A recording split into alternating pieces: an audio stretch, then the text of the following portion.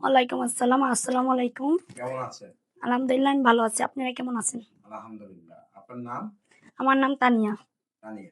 তো তানিয়া আসলে এই যে ক্যামেরার সামনে কেন আসলেন? ক্যামেরার সামনে আসলাম আমার জীবনে কিছু কাহিনী আছে, সেই কাহিনীগুলা তুলে ধরার জন্য আসছি। আচ্ছা, তো আপনার জীবনের সেই কাহিনীগুলো একটু বলেন আমরা একটু শুনি। আমার জীবন কাহিনীটা হলো আমার ফ্যামিলিতে মনে করেন আব্বা-মা, তারপরে আমরা ৪ ভাই-বোন ছিলাম। তো আমার বয়স যখন ৮-৯ বছর তখন আমার মা মারা গেছে। পরে বাবা ২ বছরের মতো ছিল, বিয়ে করে নেয়।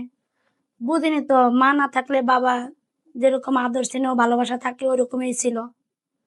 কথাই তো আছে মা না থাকলে বাবা তালই, ওইরকম আর কি।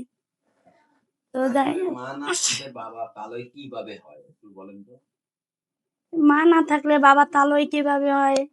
মা না থাকলে মনে করেন বাবা যদি অন্য একটা বিয়ে করে তার কথা মতো তো চলে। ছেলে মেয়ে আছে, কি আছে না আছে এগুলো তো দেখে না। খোঁজ খবর নেয় না। সে ওই বউর কথা ওঠে বসে, বউ যেটা বলবো সেটাই। আমরা যে তার সন্তান আছে হুম, না কি আমরা খাইলাম না কি করলাম না করলাম এগুলো দিকে মনে করেন তাদের কোনো নজর নাই, কোনো কিছু নাই, কোনো কিছুই না। আচ্ছা। তো আসলে এই যে বাবা মা নেই, বাবা আরেকটা বিয়ে করেছে। তো সেখানে আসলে কি প্রবলেম গুলা হচ্ছে সেই কথাগুলো একটু বলেন। প্রবলেম হচ্ছে আমার মা একটু যখন ক্যামেরার দিকে তাকায় কথা বলেন। প্রবলেম হচ্ছে আমার মা যখন মারা গেছে হুম, তখন আমার বাবা আগে আরেকটা বিয়ে করছিল। হুম, তো ওখানে আমার বড় ভাই আছে। হুম, তো আমার বাবা পরে যখন বিয়ে করছে ওই ঘরে আমরা ৩ ভাই বোন, হুম, ২ ভাই আর আমি। হুম, তো ওই বড় ভাই জি, বউ নিয়ে আসছে।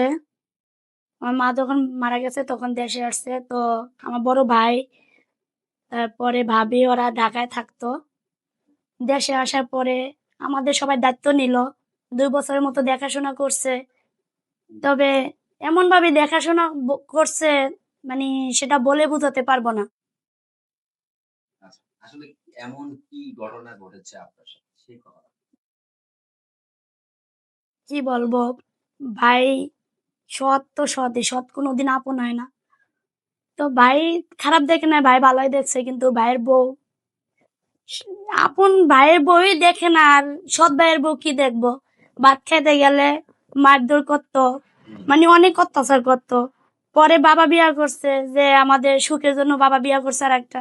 বিয়া করার পরে মা আনছে, মা সেম কাহিনী, তাদেরও ওই একই কাহিনী। সৎ মা, সৎ ভাই, সৎ ভাইয়ের বউ হুম। সব মিলাই একভাবেই চলতেছে। মায়েদের অত্যাচার, খাওন পরন সবকিছুতে অনেক কষ্ট। তো এই মানে আপনাদের খবর পাইলাম আমার এক ভাবি আছে পাশের বাড়ির, সে বলল যে আপনাদের নাকি কাছে কিছু বললে আপনারা সাহায্য করতে পারবেন বা এরকম আর কি আসলে অনেক কিছু আমরা তো বলছে।